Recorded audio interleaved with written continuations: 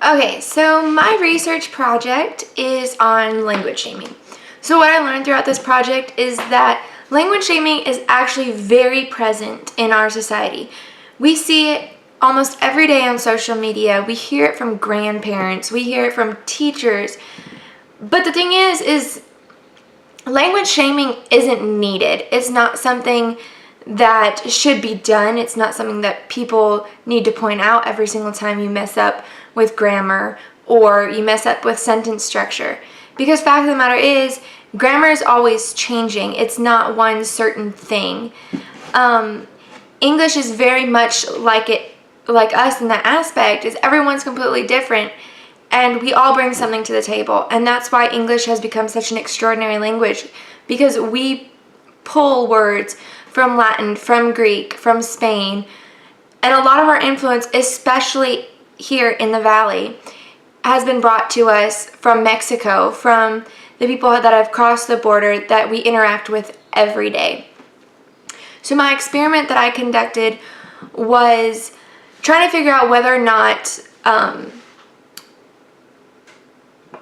Winter Texans in particular show language shaming characteristics against common Hispanic phrases.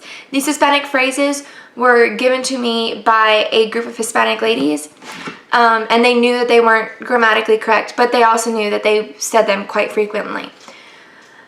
I chose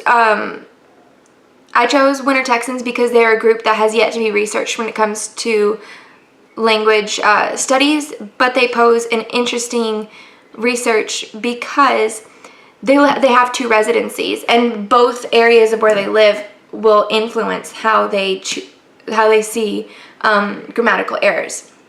So what I found was that overall, people, the Winter Texans did not show the characteristics of language shaming. However, when I divided the questions into my control questions and my experimental questions, I found that they had a higher score of language shaming characteristics on the experimental questions, which were the Hispanic phrases that were grammatically incorrect, compared to the control questions, which are just everyday phrases. These questions varied in things like get off the car or turn up the air conditioning, stuff that we may hear every day and we don't consider grammatically incorrect.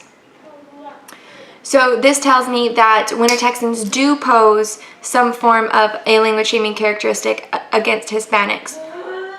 But considering that my population was only a study of 19 people and it was limited to people in Llano Grande Retirement Park, this study is not generalizable to the general public, and further research definitely needs to happen before any conclusions are definitely made. Thank you.